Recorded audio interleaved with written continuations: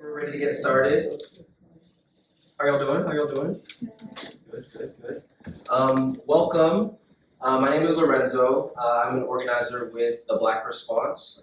This is a part of our community workshop series, which is something that we've been doing for the past few weeks, where we're engaging with different concepts of what abolition means, what does it mean to move beyond policing and prisons, really trying to grapple and learn with and alongside one another. We have a really wonderful speaker today. He's going to talk about a really wonderful book, and then hopefully we can have a really engaging conversation afterwards and a really intimate kind of learning space that we can all share it together. So I'm going to pass it over to Virginia to share a little video about TBR. I'm going to come back on and welcome our guest, and then we'll get into it.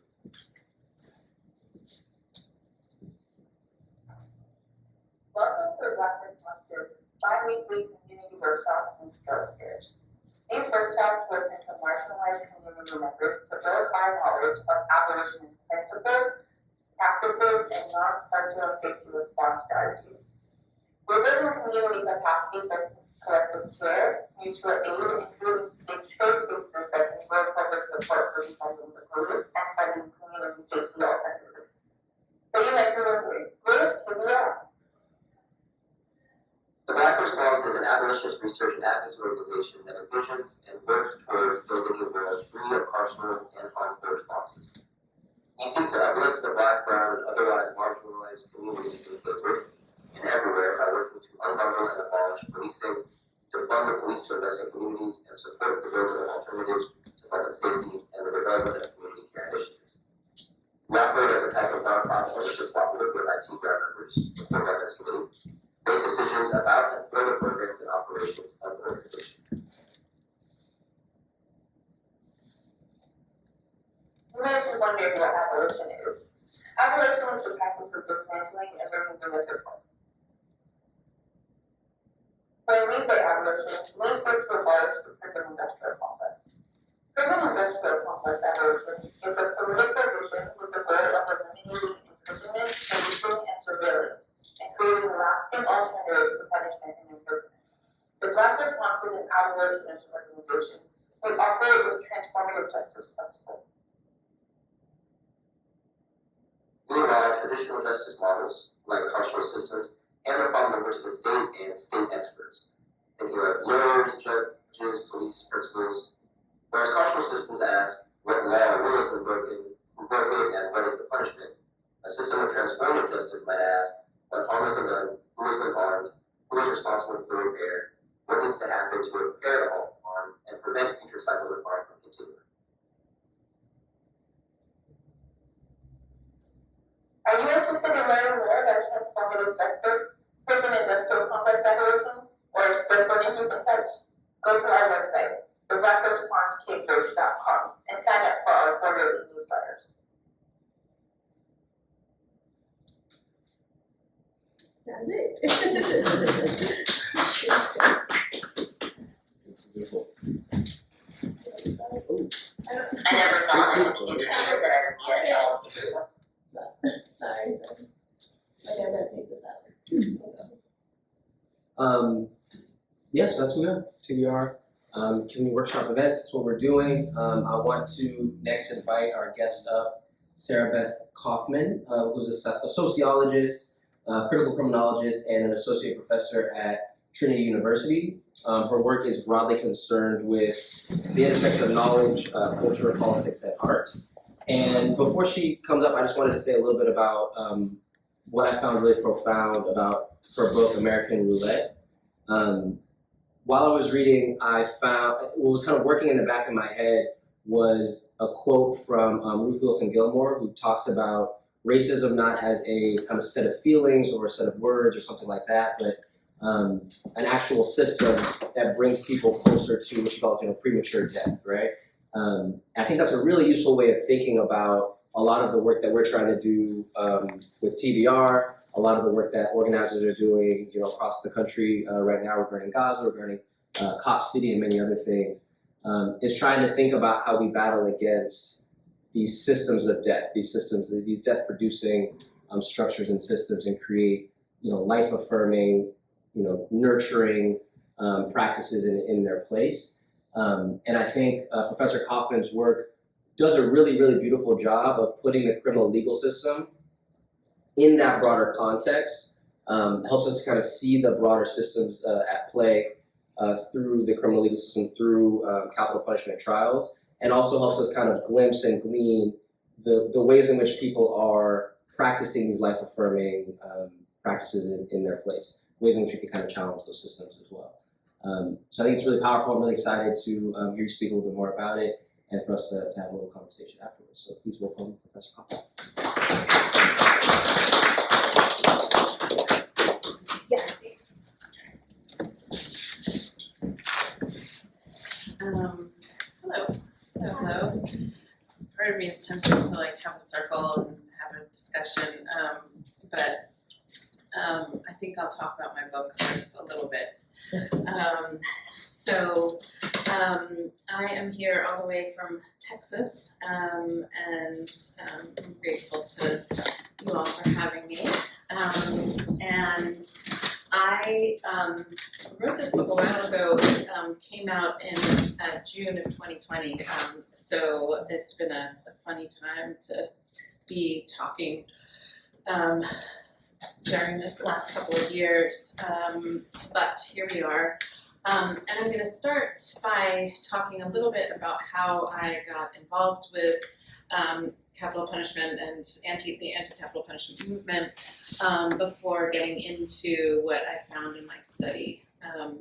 So I was 22 when I took my first job out of college, which was in New Orleans, Louisiana, at a little nonprofit law office.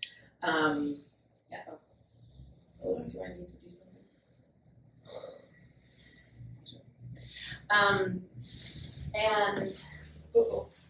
Okay, this is my computer. That's okay. And one of my first, there's a network of little radical nonprofit law offices in the South that represent folks who are on death row, who are indigent, which is almost everybody on death row. People who have money don't wind up on death row. So one of the first people that I met was a man named Albert, who was just a couple of years older than me.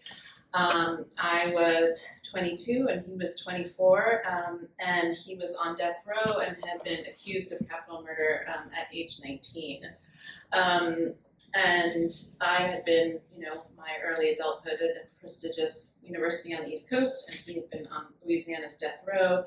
And I learned a really hard first lesson about the death penalty, which was, not to my surprise, but certainly to my horror, that Albert was part of a group of two people who were on death row who were in prison for the same crime.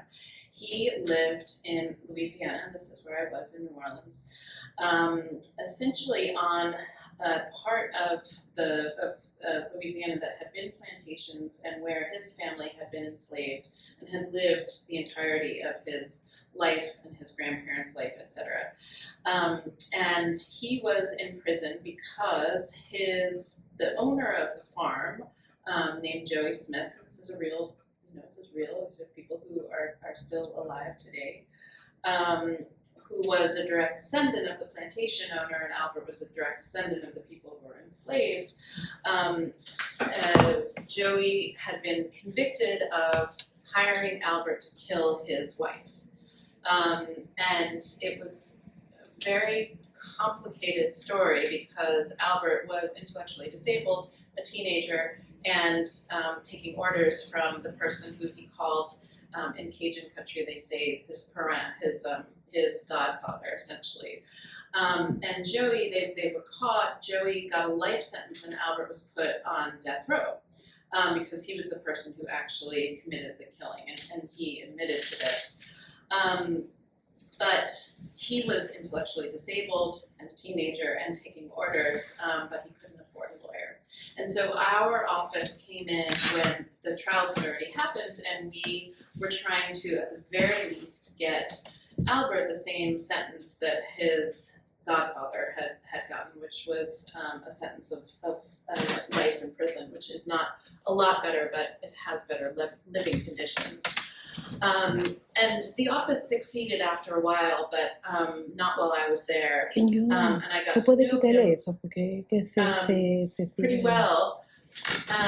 And others like him who had gotten really into situations that were violent, but wound up getting capital punishment in the midst of a system that was a really, really brutal one. So I left after about 5 years. It was depressing work, and I went to grad school thinking that I would get away from this sort of thing. And of course, I was convinced that I should write something about it. And so I spent 2 years plus traveling around the country, watching capital trials as an ethnographer. And this is what I did. In 3 different trips, I was trying to really see trials that were all different kinds. I was trying to understand not just what the inequalities were, but what the practices were, because there was strangely very little data about actually what goes on in capital trials from scholars. And so I spent about 1,000 hours in Pennsylvania, New York, Virginia, Louisiana, and Texas, and Illinois. Talked to a lot of people, read about homicide statistics, read legislation, interviewed the families of people who had been killed, the families of people who were defendants, and wound up writing this book. So I'm just going to tell you what capital punishment trials look like. They are different than any other thing in the criminal legal system. If any of you have been to a criminal legal court, most criminal legal convictions happen without a jury at all. In fact, most happen without a trial. Upwards of 90% actually in this country happen without a trial, any kind of criminal conviction. But when there is a capital trial, when there's death on the table, the Supreme Court has required that a jury be involved, and that the jury can only make one of 2 decisions after if there's a conviction of capital murder.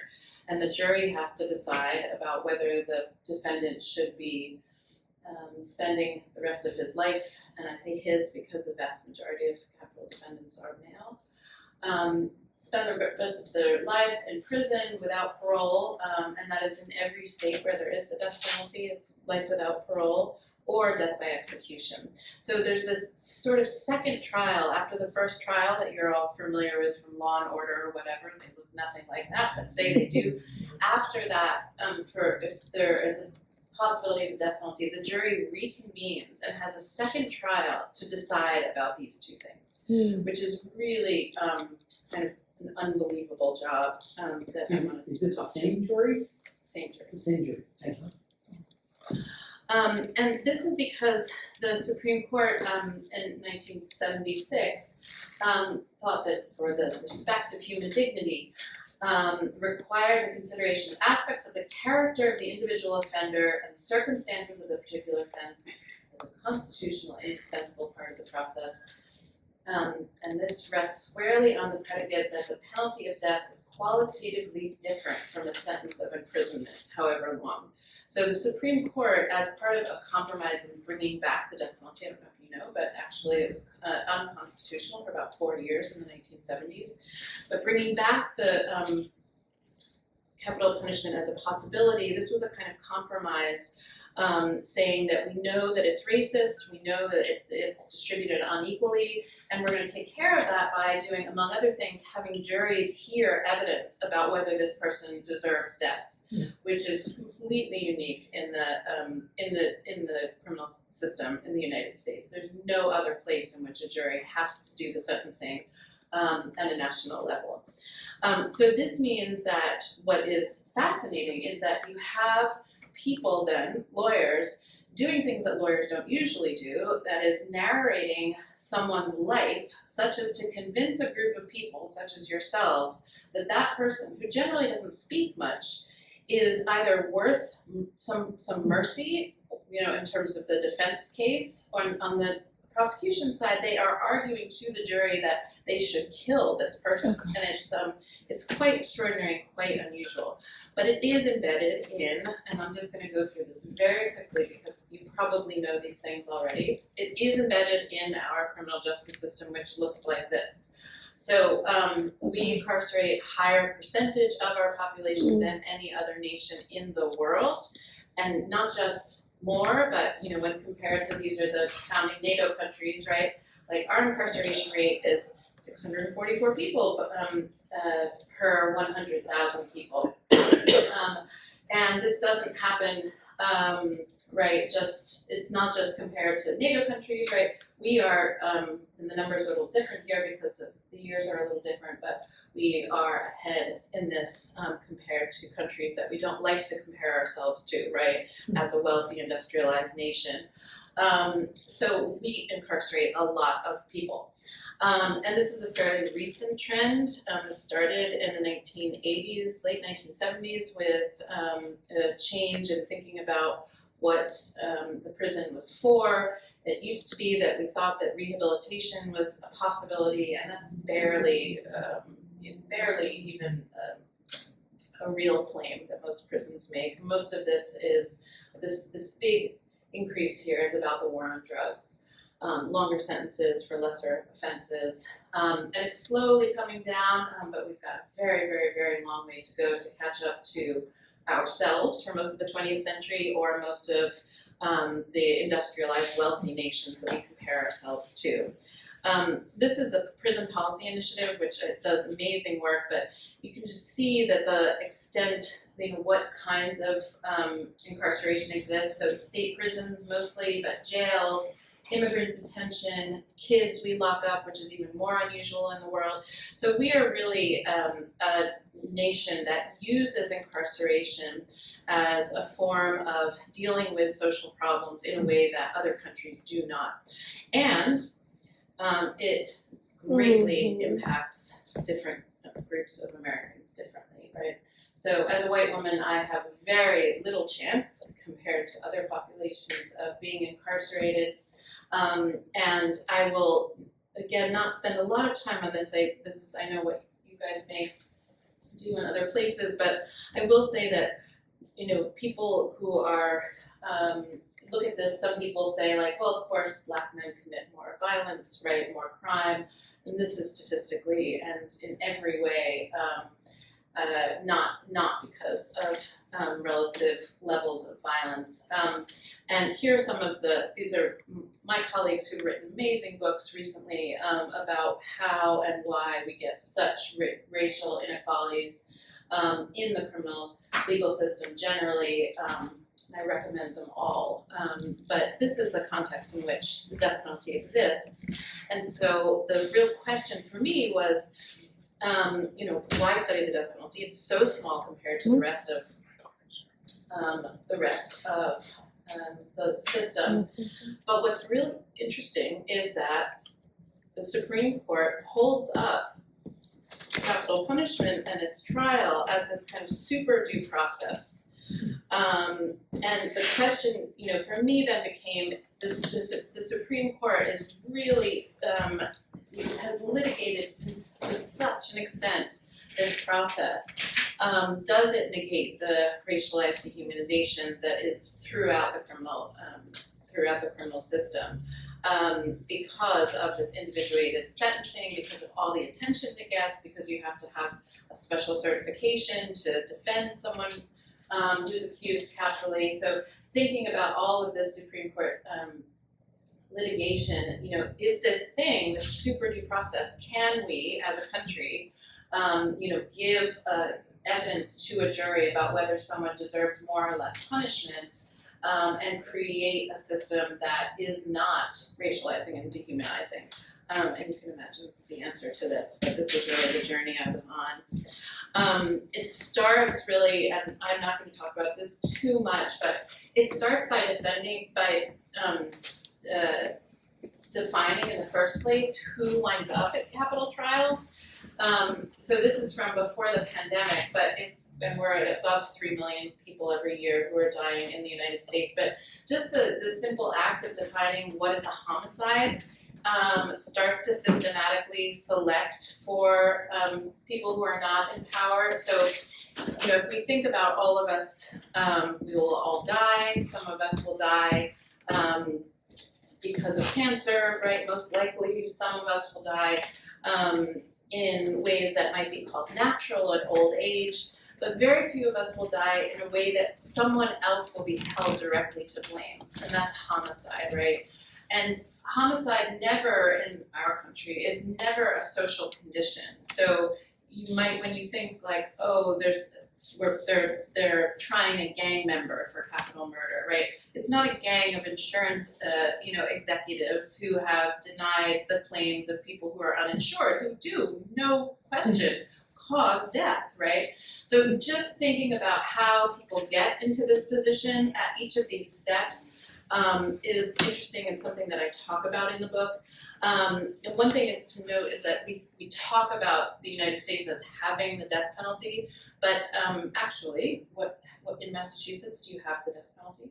No. You do not. Yeah. And in fact, we're getting to a time now where most states do not have the death penalty on the books, and so it's increasingly places like Texas, Oklahoma. So again, thinking about trying to choose who is going to be even in the position of being in capital trial, whose murders are most likely to be solved. What we see and what we have seen statistically is that the people who are tried capitally are overrepresented, even taking the crime statistics at their word, overrepresenting Black men, and especially overrepresenting people who have killed or are accused of killing white people. So you see a real defendant's bias here. About over 50% of people who are killed in this definition in the United States are Black men, and yet 75% of the people who are the victims in capital trials are white. So there's a real bias here in lots of interesting ways. But this was stuff we all knew. What I really was told to do and knew that I could do was go watch capital trials to see how this happens. How do juries do this work supposedly without bias, without prejudice? How do they receive evidence? And so I went to, this is Denver, Colorado, where I was waiting for a trial that never started. This is Houston, that had all kinds of graffiti around the courthouse that was moving and disturbing. These are just scenes from being in courtrooms. Here's one with a 1980s computer. And what I learned pretty quickly was that the way we know about these trials is through legal transcripts. Like when someone has a trial and they want to appeal it, the only record that exists is the words that someone has typed that have happened. So I read transcripts of trials and I thought I knew what I was in for, but I also had done this work and I knew that there was more going on in the courtrooms than what the transcript said, because I was part of an office that was doing this work. But I really quickly began to realize that one of the most important things that I learned was how inadequate legal transcription is to capture what's going on in trials. The same way that it would capture nothing of you, right, in this talk. Whatever conversation you just had, whatever you're wearing, right, like it erases everything except the official speaker. Erases bodies and tones and facial expressions and what things like this. This was a little judge and prosecutor interaction that happened one morning. They dismissed the jury and then had this conversation in front of me and other sort of non-important audience members, and the defense and the defendant whose life was on the line. The DA said to the judge, "Hey, did you hear the Fifth Circuit finally affirmed Johnson?" That means they finalized this man Johnson's conviction, and the judge says, oh, they're gonna kill him now, and the DA says, yep, they're gonna kill him now. And the judge says, I wouldn't care, but he said some nasty things about me. And the DA says, I think he said some nasty things about lots of people, including his attorneys. I think they wanna go down and watch the execution. And the judge is laughing, and they say, probably take pom-poms with them. Is he the one you told me they found with a cell phone? And the DA says, yes, with a certain place in his anatomy, and they were using it after they, they're going on because they've worked together for, and this is gallows humor maybe, it's dehumanizing certainly, it's problematic in all kinds of ways, but these are relationships that are constant and constantly written out of trial records. This is nowhere, right, except that I was sitting here. And in this case, it's pretty, it's reprehensible, maybe. It's maybe not important for the trial, but there are all kinds of things that are happening in courtrooms that are really important for trial. And so that's what the book is really about. And this is in a tradition of ethnographers and performance studies, actually. People like Kaufman, Victor Turner, these are people who you don't need to know, but there's a real tradition in sociology and anthropology of trying to understand a scene by being there. And so this is what I really write about, is what it feels like to be there. And what I came away with are that there are these 4 pieces to being there that aren't really necessarily highlighted in trial transcripts, but once you're there at multiple trials, what you realize is what's really important are these 4 things that happen at trial. And I'm going to talk about one of them and give you examples, but basically at all of these trials I was watching, jury selection was so important. The defense case would always be narrating the defendant's childhoods, and that was really important. There was always a discussion about whether the defendant was going to be dangerous in the future, which was both absurd and important, right? There's no predicting whether someone can be, but that was always an issue for jurors. And this 4th thing that is very difficult and powerful were the survivors of the people who were killed were always present and important in the trial, on the stand and off. Jurors, oh, your battery is running low. It's right there. Sorry. We anticipated. That's okay. Good. Yeah.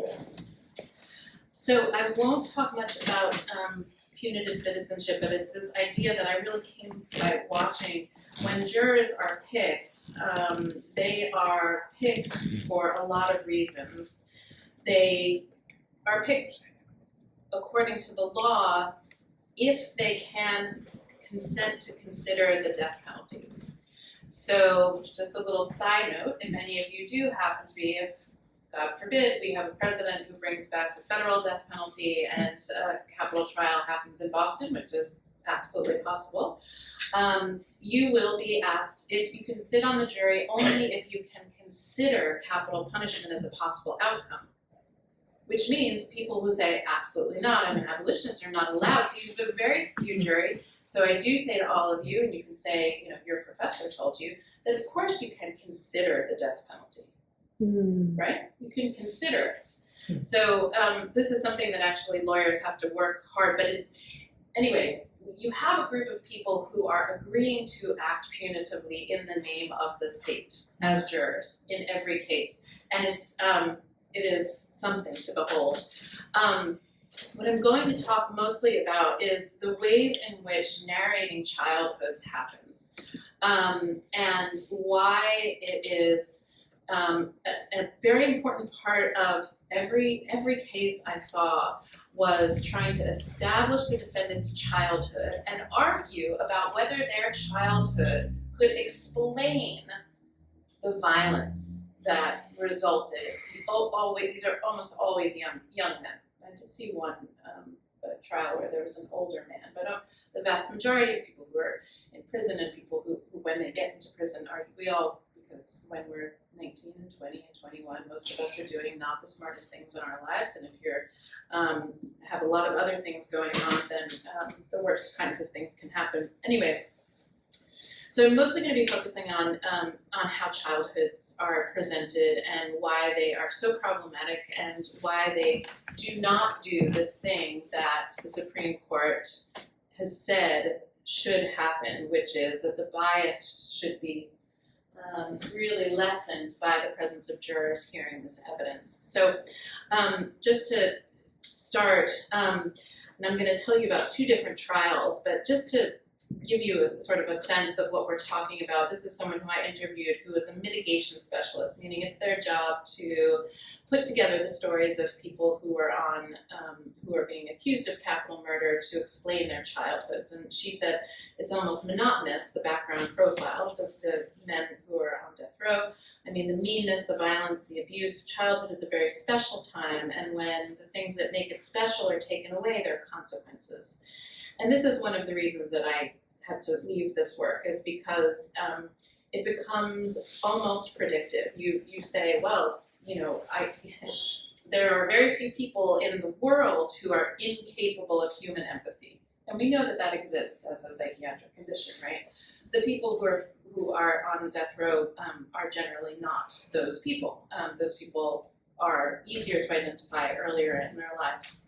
So what we have mostly are people whose lives were such that it led them to be violent in ways that are horrible, but very much tied to their childhoods. And I knew this from my work, and I'd seen it, and I knew this statement, and it sounded very familiar to me. I thought, oh, right, monotonous. That was how I was experiencing it. But trying to explain that to a jury, it turns out, is harder. And I want to tell you about two trials of two young men that I watched, one whose name was Ben and the other Leonard, and they're both pseudonyms. Both young black men convicted of murder in the 2007, 2009. Oftentimes the trials are years after, and the juxtaposition of their two cases really demonstrates how this process that the Supreme Court has set up does not do what it is intended to do in terms of equity. So Ben was the first trial I saw, and he was being tried federally as a RICO case, racketeering, influence, and corrupt organizations, which is usually like reserved for like mafia, like organized crime, the way you think of it. But this was a young man who was the leader of a violent gang, and there was evidence about him having shot and stabbed and endangered the lives of several gang members and uninvolved bystanders. Multiple incidents prosecutors described spanning 2 years of brutal trial. The defense really didn't dispute much of it. After the jury came back with a guilty verdict, the defense started their case for mitigation, for mercy. And this is most of what I was watching. And the first witness that the defense called was a man that I call Dr. Burl, a psychiatrist. And he looks a little bit like Ned Flanders from The Simpsons, like kind of like broad and nerdy and kind of down-homey. And when he came in, he had a suitcase and kind of knocked around. Like I immediately was thinking about this performance, right? Like here's someone that you're like, huh, like this guy. And the jurors are kind of like you can just see that they think that he's going to be a boring person to listen to. And the lawyer says, you know, okay, would you tell the jury what you're going to be doing? And so the doctor says that his testimony is going to focus on the causes and preventative measures of violent behaviors. And everyone's like, huh. And he actually faces the jury, and he says he's going to need to give them information so that they can really understand Ben's particular childhood and his subsequent actions as a young adult. And they're all like, huh. Because they're being talked to by this guy who they weren't sure that they liked. And he says that his presentation is going to show that Ben didn't have a choice about many of the events that led up to the criminal act that led to his conviction. And he put up this first slide, which I sketched, and I sit in the courtroom and would take notes, and I sketched this thing that he put up, which was brightly colored, and it was this boy. It was actually, this was the first part, was standing on a wedge. And it has like arrows and shapes, and he starts saying that everyone doesn't start from the same level of moral culpability. And he's like, let's pause and think about this. Like, everyone as an adult doesn't start from the same level of culpability because we don't start from a level playing ground. And he's explaining parents are supposed to build up protective factors that keep children from reaching a bad act that everyone wants to avoid. And when parents do that, they're building this like wall, and there's other influence that can protect a kid against doing a bad act. And these are protective factors. But if the parents and other community members aren't providing that, then they can build like this ramp.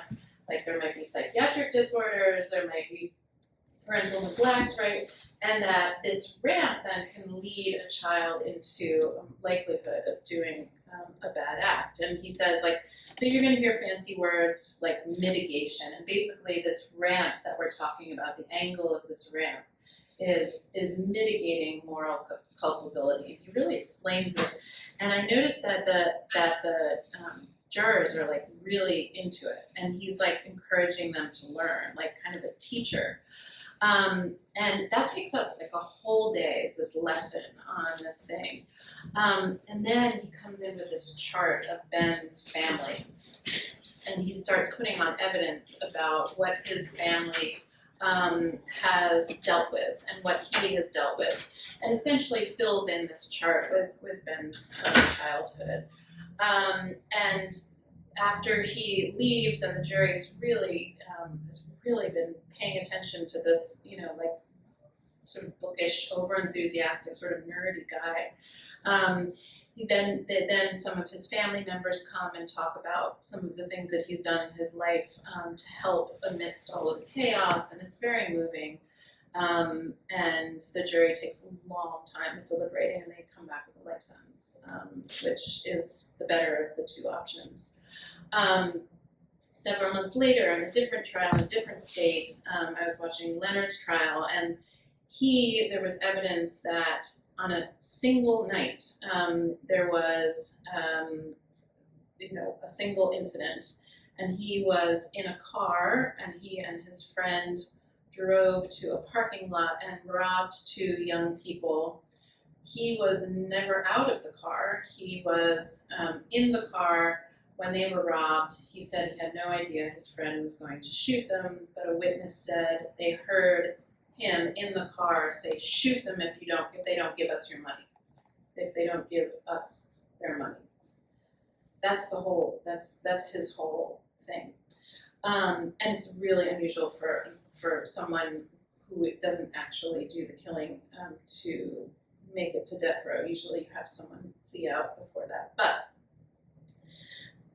same thing, the jury convicts, they come back, and the lawyer starts by putting up a whole bunch of family members to talk about how Leonard grew up. And the first witness seems kind of annoyed to be there. She kind of says, his parents were fighting, he was in there, right? No, the police were called, and she just kind of can't wait to get off the stand.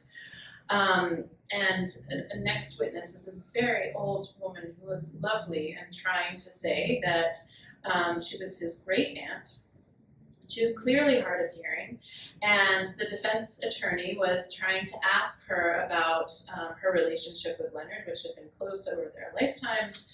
And on cross-examination, the prosecutor says, so did Leonard know you were a God-fearing woman? And the great aunt says, yes, and the prosecutor says, and he knew the way to ingratiate himself with you was to talk about going to church, and she says, uh-huh. She has no idea what he's asking. I don't even know if she can hear.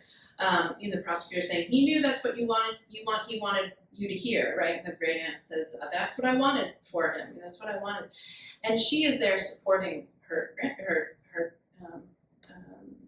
grand nephew, I guess. But in the language, the prosecutor has just turned her into a very cynical witness, right? Who's there and saying like, yeah, he was just trying to ingratiate himself. And it went on like that with some of the same language, right? Like, yes, this person was going through this with their family. Yes, he also did these things that were meaningful. And then they called up a defense, similar to Dr. Burrell, a psychiatrist who was going to testify. And I'd actually recognized her from Louisiana. And I thought, oh, finally, she's going to give some teeth to this story. But the defense attorneys move very, very quickly through her testimony. They say, are you qualified to evaluate this person? She says yes, and she says she interviewed him and he's got a low IQ. It is unlikely that he was the leader in this scenario, etc. In less than 15 minutes, she is being cross-examined, and the prosecutor is saying, so what I'm hearing is you're throwing out this concept like he's not the leader, but you don't have any support for it. Was there any testing? And the doctor says, no, there's no testing. I'm just saying that this is what the research, this is one of the factors of why being around a lot of violence is bad for kids. She's trying to say what her professional, what she can say, what I'd seen her see in other cases. And the prosecutor is saying, you have no support medically for a medical imprecision in his brain, no EEGs, no spinal taps, nothing like that. And the doctor's saying no. And that's what they're sort of left with. And it's not as if she is any, less qualified. It's not as if we have any idea about how his childhood really was. It's just that they can't communicate this to the jury. And it's very difficult reading these two transcripts after. It's not very easy to see the difference. There's length, right? But what you don't see is how the jury and how the prosecution and how everyone is sort of, poo-pooing this woman, poo-pooing the witnesses. They don't understand that the great aunt couldn't hear, right? And this is what is lost when we don't see the trials, when we just see what is on the records. And when you add this, these are both two young men who are Black in courtrooms staffed mostly by people who are white. And, when you find these young men in the court system already, there's supposed to be a presumption of innocence, and it doesn't work like that at all. You can see it in, the people who convict them are the jurors. The people who prosecuted are the same lawyers. This jury took less than an hour to come back with a sentence of death for a young man that hadn't even handled a gun. And it's that inequality compared to Ben, who had, the jury found, been responsible for the loss of several lives, and he got a life sentence. That's not, again, I don't think that the answer is that he deserved death, right? The question is, if this is the best we can do, if this is with all this attention, all of these jurors, all of this time and money that it takes to put on one of these things, then reforming the criminal justice system to get other areas, to have more trials, to have more juror involvement, to have more mitigation is not the answer. And I really came out of this talking not at all about reform, but in this place of abolition. And so when I now and work with people who are justice impacted, who are impacted by the criminal legal system, these are the kinds of things that we're talking about, and I just want to highlight here something I'm reading with my students that I think is really interesting. You probably know about some of these books. Mariam Kaba must be a name around here that you've read. But I just want to say that it is so hard for us to imagine a process that would involve forgiveness as opposed to this kind of retributive punishment. And this really interesting work that came out last year about Iran and the way that the justice system works in Iran is a really interesting comparison to my own work.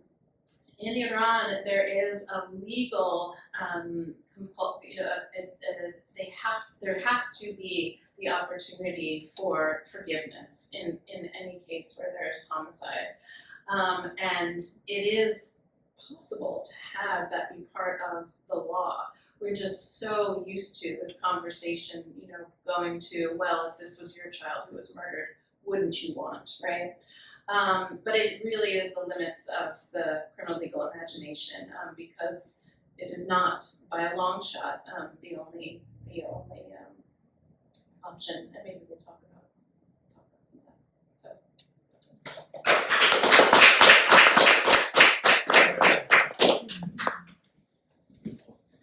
Thank you so much for that, Professor Kaufman. Thank you for some of these books as well. I had not heard about this one, Forgiveness, so it sounds really intriguing. Yeah, it sounds super interesting. Kind of on this note, so first I'm going to ask just a couple questions, but please, if y'all have any questions, I'm going to pass it over to everybody right after that, so please start, formulating some thoughts and questions. But on this point of kind of hope and thinking about alternatives and imagining alternatives, you ended your book with a story about two women sitting at a bench outside of a trial. Can you talk a little bit about that story and what you gleaned from it? Yeah, I think what is often among the tragic elements of these stories is that when we do commit violence, we often are committing violence against people who we know and even love. That is sort of the story of humanity. So there is, strangely, very, very frequently, a pre-existing relationship that has the chance, through this lengthy, long, costly procedure, to either be pushed much farther apart, right, or repaired. It's not, we don't really think about that as, we usually think of some stranger has done something to someone else, but these are often people who have at least grown up in the same neighborhoods, or and so what I observed many times, not just in this story, was that outside the courtroom setting, the families who were testifying, one family of the defendant and the family of the victims, knew each other and were talking about kind of this one that I wrote about because it just captured it. This one was the sister of the person who had been killed, and the other, I don't remember, was a family member of the defendant. They both were young women, and they both had babies, and they were like dealing with their babies outside. And one was like, I like the bag you're carrying for your babies, or whatever it was, and they just started chatting about. And their families then, on the inside of this courtroom, were literally separated in space, victim's family, defendant's family, right? And told that their options here, right, for the end, for resolution, for closure, were either life sentence or capital punishment. And it's extremely limited in terms of thinking about what is good for anyone. So there are active groups of in Texas.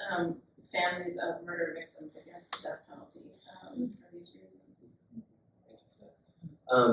Another question that actually came to me as I was looking at some of the transcripts that you put up, I felt myself overcome with a little bit of anger, I would say, and kind of frustration, especially hearing some of the questions from the prosecution, the way in which, it's just the adversarial nature, obviously, of our legal system, but the way in which a prosecution may try to trick someone into kind of saying something, et cetera, et cetera. And I'm not sure if you mentioned it, but I know that you said you spent time with every party at the trial. You were with the victims' families, you were with the defendants, the prosecution, the judges, everybody there. Can you just talk about like what that felt like? How did you, if you could, I know objectivity is kind of a fraught term in academia, but how did you maintain some level of objectivity? Did you find yourself feeling empathetic? How did that feel to you? Yeah, at first I was very bad at any kind of objectivity. I was sort of sitting in trials, being like, wanting to tell my, I don't know how old I was, 29-year-old at first when I was starting. Anyway, I was like, I wanted to tell the lawyer how to do it better because I was trained by really, really good capital defense attorneys. And I realized that wasn't a way to try to be an ethnographer and sit. And so what I did was I wound up literally sitting with and spending time with victims' families and media and judges, and that really helped reposition myself. And I think that what I learned most from that was about the pain of the victims' families that I knew abstractly and cared about, but what became clear to me was that it was not made better in any sensible way by being there. And what also I write about and didn't get a chance to talk about, but some victims' family members were very good at expressing their pain in this very public setting, giving testimony, and the juries were swayed by them. And some were not as good at it, and that's a whole other inequality. Why should someone with a family who could present themselves in ways as mourning, as we recognize it in this middle class organizational way, as opposed to families who were just angry to be there, right? So that was a really important part of it for me, and I learned a lot from that. So last question I have before I open it up for everyone, but obviously we as TBR, we're an organizing group, grassroots organizing group, believe in moving beyond policing in prisons and carceral forms of punishment. We believe in restorative justice, transformative justice, and all these kinds of things. I think there were so many lessons that I pulled from this book. I'm curious, from your perspective, what are you kind of hoping that individuals that are maybe attorneys or that are working their way through the legal system themselves, all the way to organizers that are thinking outside of those systems in more radical ways about how to transform these systems? What are you hoping that they get from your book? Well, I think that that the capital punishment is used as this very, it's a threat that's held over as like the thing that everyone else should be grateful for that they're not facing in the criminal legal system, right? And I think that what is important about about seeing this is that the goal of ratcheting up the anger and ratcheting up the notion that you will feel better with someone else's pain being ratcheted up is something that we can all work on just shifting down and really reconsidering in ways that you probably do in deep interpersonal relationships, right? Like you're unhappy and you probably know, I'm gonna yell at my friend or my partner and that's just because I'm unhappy and I know that's not gonna make me feel better, right? But if we could think about that in a more broad sense, this is this book that just came out this year, Radical Acts of Justice. We think of justice as meaning punishment. And Mariam Kaba also talks a lot about accountability, as something that we think of as punishment. Asking someone to be accountable means punishing them, asking them to take some sort of hit to themselves. And if we sort of can turn that around and think about what actually makes our relationships better, whether they're in this extreme context or in the everyday context, is trying to understand what got a person in the situation to hurt you, right? Like what do you want from that relationship, and could it be repaired, and if not, okay, but so just really ratcheting down that sort of tie between being hurt and thinking that the response is to hurt someone else. I think I said that was my last question. I actually lied because I now have follow-up based on what you just said. I'm struck by like how much culture is playing a kind of role in this. Culture is playing a factor in this. How much it goes beyond just the kind of nuts and bolts of a trial, but it's very personal. I'm in some ways reminded of the Marion Cobble quote about having the cop in our heads, right? And the idea that we have to rethink this not at the systemic level, not just at the systemic level, but at the really core level. And I'm curious what you see as the role of like culture workers and artists and things of that nature. And I believe you were part of a creative play or something like that. Again, how does that kind of factor in there for you? I'm just trying to think about your question for a minute. Well, again, I think that we have given so much power to this legal system. There's so much money involved in punishing so many hundreds of thousands of people every year. And it does not, and this is a statistical argument amongst statisticians, but what is clear is that there is no clear causation between higher incarceration rates and lower crime rates.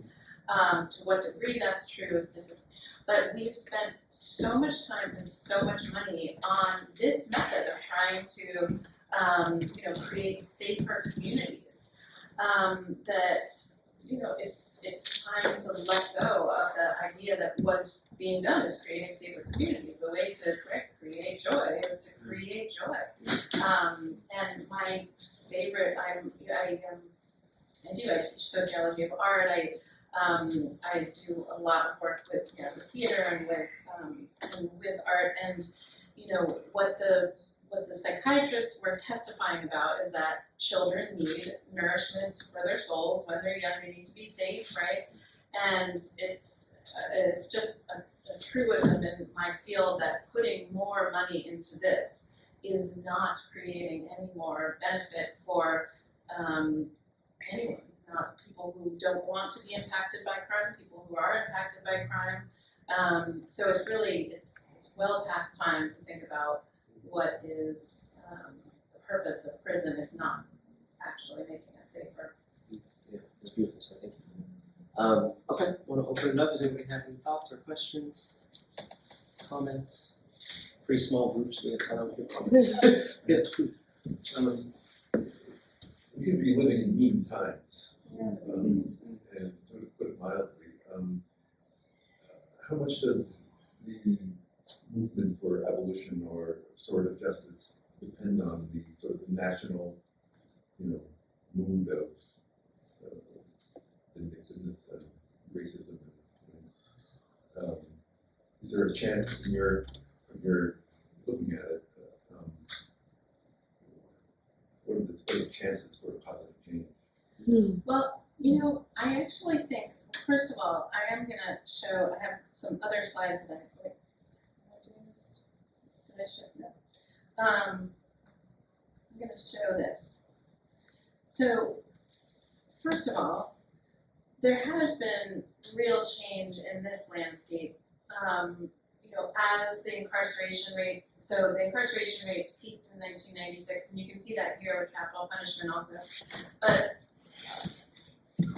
I do think that capital punishment is the canary in the coal mine, so to speak, because it's more expensive, it's more vindictive, it's more of a lot of things. It's supposed to be better done, right? It's more supposedly fair.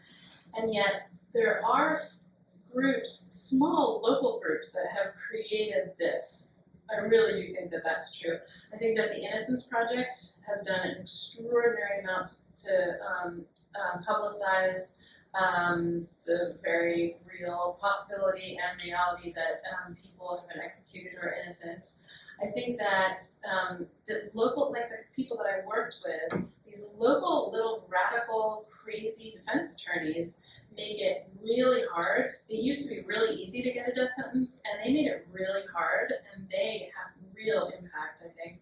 And I think that's what's happening, I mean, like your group, I think that's what's happening all over the country. I think, Black Lives Matter in 2020 was really, really, really important. My students are mostly like white middle class students, and I used to go in the classroom and say like, has anyone heard the term mass incarceration? And they would be like, no, Now they really know what that, they are aware. Now, what they're doing is a different story, right? That's what I'm doing, that's what we're all doing, is trying to like say to them, this matters. But I think that the terms abolition are actually in the popular, mainstream, and they were not 10 years ago. Mhm. The notion that like you can have accountability without punishment is in, it's happening now. And so I do feel like, and is Trump going to be elected? Who knows? Is there going to be a capital trial in Boston in 5 years? Maybe. But at the same time, I do think these things are happening at the local level. And it really is, I think, different in the last 10 years, especially since Black Lives Matter movement was so effective. I don't know what other people think about that. I'm curious. What do you think about that? What do you think about that? I think I struggle a little bit with growth in popularity, right? I think a term like abolition, I think, is a really perfect example in a lot of ways, where it started, in many ways, at least how I think of the kind of genealogy of it, with people in prison thinking of beyond prison. People like George Jackson. Another great book to look into is Tip of the Spear by Orsami Burton, where he talks a bit about kind of radical origins of prison abolition.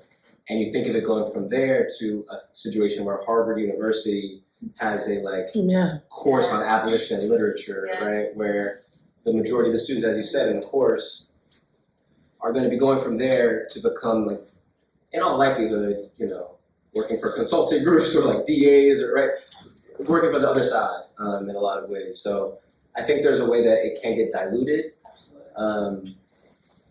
But that's the purpose. We're trying to build a mass movement, so it's the tension, I think, that we have to engage. That is a great question. Is like what to make of Harvard's abolition class, right? Like what, right? I mean, it's really, There's a cynical and optimistic perspective on it. So I was thinking a little bit about how we might apply this to Massachusetts, where we don't have capital punishment. But I was really struck by your 4 points. I remember parole watch, and I go to a lot of parole hearings. And in Massachusetts, if you're a second-degree murder person, you have life in prison with the possibility of parole. And those 4 things are the same 4 things that are so key in those hearings. They come up over and over again. And if the parole applicant has the convincing story of their childhood, that definitely sways it. But the thing that really gets me, and I would love to see a Black response to deal with this, is the families and supporters of the victims are allowed to come to parole hearings and testify. Now, the point of parole is you have served your sentence. Yeah. You have served your sentence, and if you have served it well and you have done it, parole should be about what you have done since the crime. Yeah. Time and again, I see the parole board being swayed by the testimony of the victim's supporters. Yeah. And I'm like, why are they there? Mhm. I mean, they should be be notified, but the truth is, they should understand this is, if a person has done that, they should, and it's gut wrenching. Yeah. And I mean, it's exactly what you said, it's a performance. And some families are just amazing. Yeah. And they also, we're sitting separated, and you see both sides of the family affirming each other, because everybody's hurt, right? Everybody is hurt.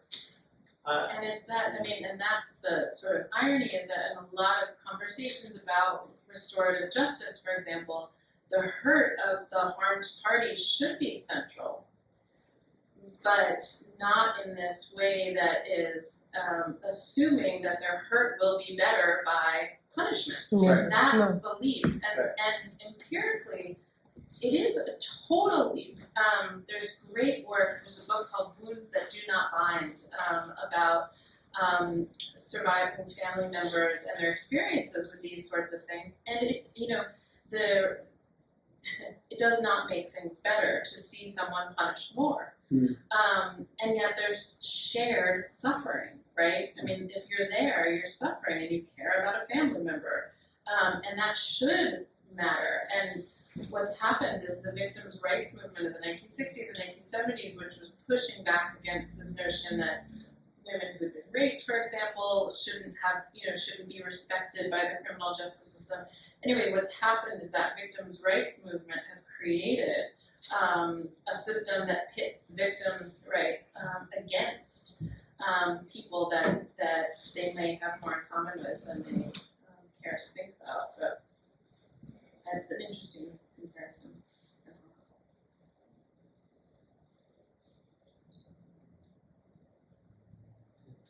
I have a question actually. I think it's really interesting seeing the stories that you were telling about actually being in the courtrooms and witnessing, the similarities between the companies and operating what was predicted of what. And because you referenced this book, which I've also never read, and I'm curious if you've ever watched this play out in a context outside of the United States, where the Supreme Court is creating certain states that are instituting this system that is so repetitive. Or if you've talked to other scholars who've done similar kind of work in international context where the trials play out very differently. And we've talked a bit about this. So that was my next thing when COVID hit. In New Zealand, the entire youth justice system works on family conferencing models that are what we would call restorative justice, that are Maori, the indigenous population's tradition, and the entire youth justice system works in this way with family conferencing, meaning sometimes circles, but elders in the community. There's no problem is the adversarial system. And in any colony of Britain, you're going to find that. So there's no, this isn't a thing where you go to, Northern Europe and it gets so much better. You have to really look outside the colonial framework. And I'm really excited about this book, and I didn't know about Iran and about the ways in which Islamic law also is not adversarial. And so it's really that, and it's so interesting to think about in the context of colonialism, but it really is that there's a prosecution and a defense, and someone has to win. That is so, as you were saying, that's our legal system. And there's legal systems that don't work that way, and you have to go far.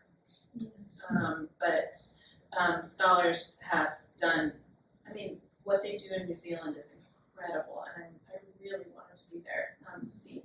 But it's also all done in a language that I wouldn't understand, that is the native language in Maori. It's not a performance for outsiders. There is no legal apparatus, right?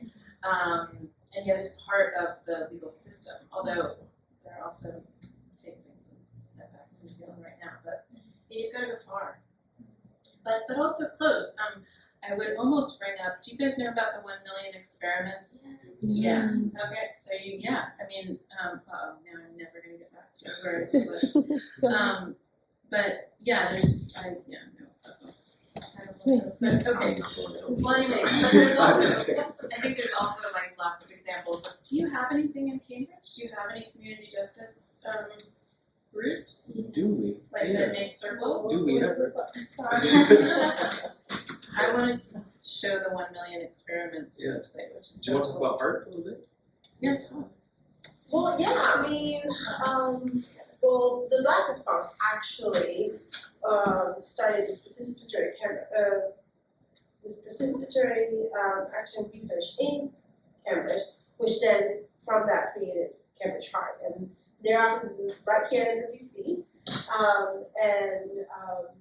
They've been training, they have responders, they've been training to create this response to our police so that its responders are going out and doing mobile crisis. And they're working on it in a like restore, like trying to Yes, work on everything reconciliation and the way you would in a neighbor, like with your family or with your friends, or it's like it's not that far-fetched. One of the stories, for example, that we found that was really, just to touch base on like why do we need this, was this family that they had a baby and the baby was crying. And so neighbors, trying to help, they called the police. But they didn't know that this family was immigrant, undocumented. So when the police came to their door, this family was like, just freaking out. So everybody started crying. I'm sorry, I'm laughing. I'm just like, it's just my way of kind of coping with the whole situation. So the family was really disturbed. They were all crying, and nobody could talk. It was really an odd thing. But then we were envisioning, and we bring this out because we were envisioning, like, what if it's a community room? What if, like, okay, I'm worried because there's a baby crying, but it's a baby crying. It's not like a gun. It's not like, it's a baby crying. So why don't we do a wellness check where instead of a police that's armed, it's a community member or responder that goes and knocks on the door. Hey, somebody called us. Your baby's like. They heard a baby crying, we just want to make sure that everything was okay. And then instead of it being that, there is this, here's support for you as parents, your new parents, right? And your parents don't get to sleep, so here's support for you as your parents. Do you need assistance? Do you need anything? Like, this is the resources that we have in Cambridge. There's a baby university, for example. There's so many things that this family may not have known. It would have been a different experience. So that's Cambridge Heart. That's what we're trying to do. I feel like I like that you mentioned that along similar lines, and I tell the story often as like a comment, and also that's why I really appreciated the 4 points you brought up and how these organizations are really like important for providing alternatives to problems that have already arisen, but there's preventative models that still look at childhood. And I grew up in Qatar, which is a unique case because it's a very small country and it's a very, very wealthy country that, unlike a lot of Gulf countries, has been pretty responsible in using that wealth to provide free housing and free education, like K through 12, mostly free childcare. Electricity and rent is usually paid for by the people that hire you to live there. And I would never interface with the police growing up, ever. And so when we talk about like imaginations, I think it's hard to imagine something beyond what you have witnessed, and I was there until I graduated high school. I never once called the police. We'd go back and forth from school and drive every day. Never once even saw them. And an example I give is that they have these like specific domestic violence shelters with childcare instituted there. A lot of the times people remain with their partner to provide for a child or because of others. And you don't call the police to send people there. You call this specific shelter, and it is free, and it is extremely like sanitary and safe and well funded and well resourced, and that necessitates money that you are not putting towards policing into jail. When you have that alternative, like cops almost become obsolete. If people have food and water and housing, like there's no need to rob necessarily. Which I think just also points to like how many of these problems can be solved if you extract them at their root. Yes. And we know that as a government. I mean the studies that these guys who testify, the psychiatrists, pull on are Department of Justice. Like we know childhood risk factors. It's not. It's known, and that's the tragedy of the thing. Yeah, that's why we need to move the money from the police to the communities. Yeah. Well, there's food here, so if you guys want to come in and then we can continue to chat. Yeah, absolutely. Here, I'm gonna unplug this. I just want to say first off, like, thank you so much for these wonderful questions as well. Thank you for